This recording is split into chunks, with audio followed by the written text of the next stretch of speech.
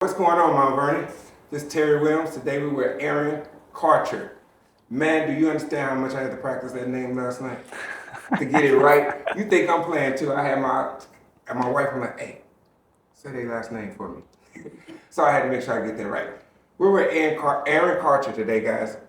Let me tell you something. We've had multiple suicide deaths of young males in our area. We live in Mount Vernon, Illinois, which is southern Illinois. I seen a post last night from Aaron, and I have been speaking to my wife over the last probably 4 to 5, 6 years about this area needing a group that, help men, regardless of what that was, mental health or what that was. Aaron made a post last night that literally sparked major, everything I was doing, I dropped it. I texted him last night, this is Sunday, and you see me doing an interview. Mental health is a huge thing here. I'm just gonna let him speak for a second and tell you why he made that post. Yo, what's up, guys? I'm Aaron Karcher, as Terry said. I've had a lot of friends over the years, and then friends of friends who have unfortunately taken their own lives. And I feel like most of us men, and I don't mean to be rash, but I feel like we are to blame for that because we are not good. We're just not good enough about checking on one another, being there for one another. So I'm sitting on my hands just waiting for somebody to do something and make a move. And it dawned on me that my wife and I have this space, this gym that has, the gym has shaped my life, has saved me multiple times. And I'm out here all the time working out, and selfishly I'm keeping it to myself. And I was just like, I need to share this with other men. I need to share this space. I need to give a space for men to speak about their issues, to feel comfortable being vulnerable with other men, because when it comes down to it, dude, we are all going through things. We're all struggling with things.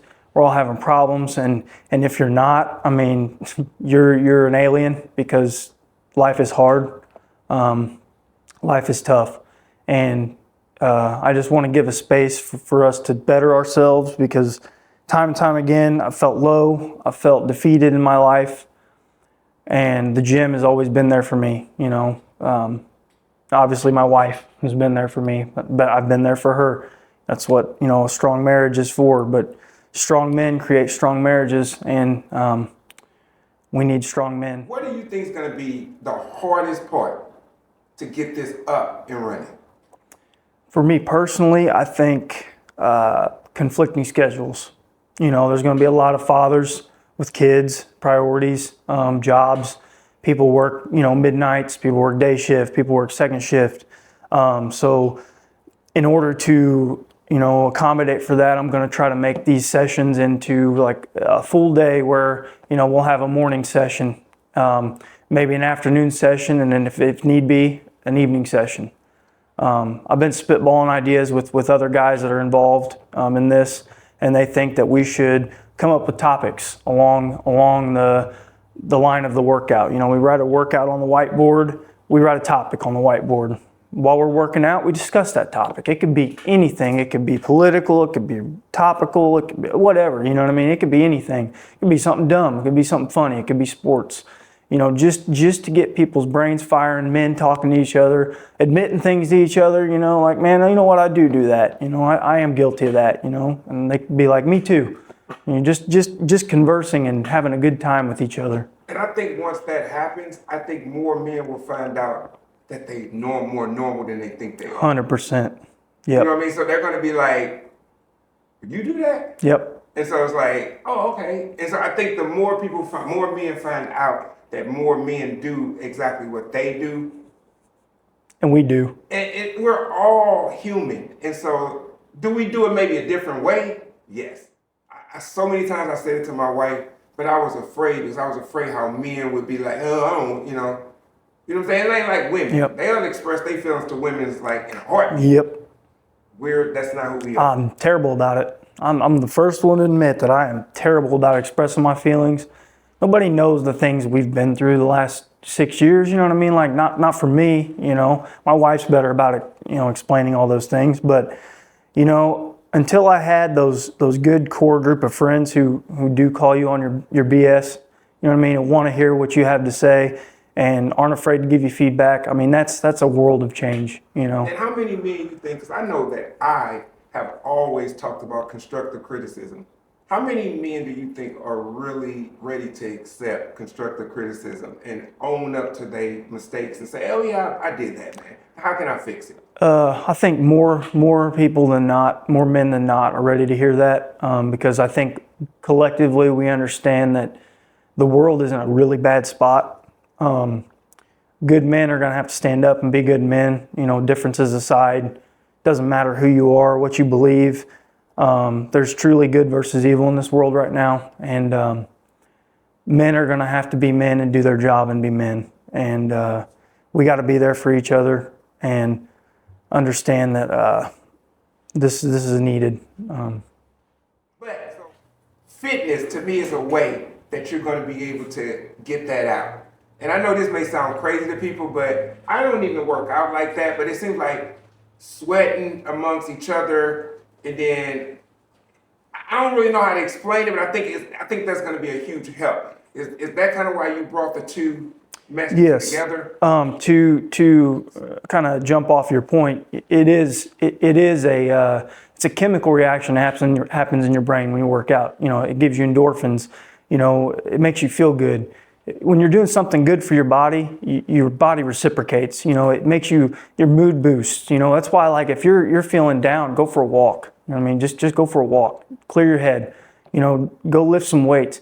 And this isn't about who can do the most weight, who can do the most sled pulls. I don't know, whatever you want to do. It's not about that. It's about getting your body moving and having a good conversation with your buddy next to you, and just having a good time and getting to know each other. You know, building a strong community of good men. You know, to do good community things.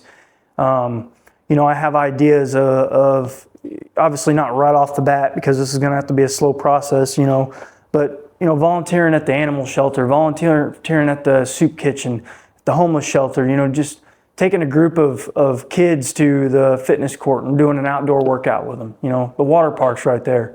You know, I want dads to bring their kids here, you know, their sons, you know, see the men doing men things, you know, eventually, you know, bring their wives, their girlfriends, have a couples workout.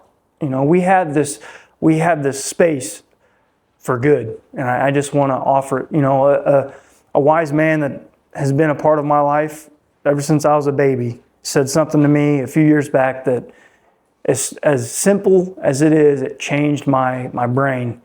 You know, he's always helped me with my vehicles. You know, he's always helped me fix my vehicle for me, you know, free of charge, just because he just loves to do it. You know, and I asked him, I said, you know, Steve, why do you always help me? Why do you always do this, you know, out of the goodness of your heart? And he said, because, you know, if you're good at something, why not share it? You know, if you're good at something, share it. And that, just as simple and cliche as that sounds, it like rewired my brain. You know, I'm like, I don't know a lot of things. I play music, I work out, you know.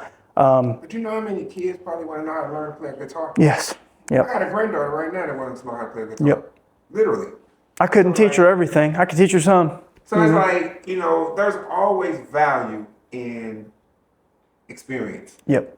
So anything that you have to offer, like, I didn't even think about the things you just said. Really, I didn't. Mm-hmm. I swear I wish I would have thought. We literally talked about this last night. I came up with these questions really fast. Yeah, I know. I have notes for them. So I didn't, and I'm literally skipping over some because there's other things that are coming up. Yep. So like the things you just mentioned about dads and being with your children and coming out, like, as strong as a father as I had, as strong as brothers I had, time moves forward, and sometimes you lose grip on certain things.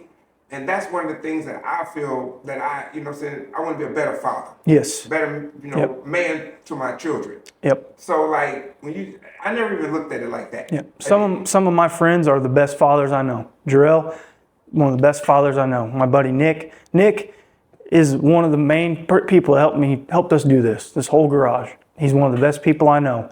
He don't lift weights. You know, he may feel a little shy of lifting weights, but he knows how to build stuff, fix stuff, all kinds of stuff like that. You know how many of us men that come in here and lift weights and are big don't know how to fix anything? I can't fix nothing. Me neither.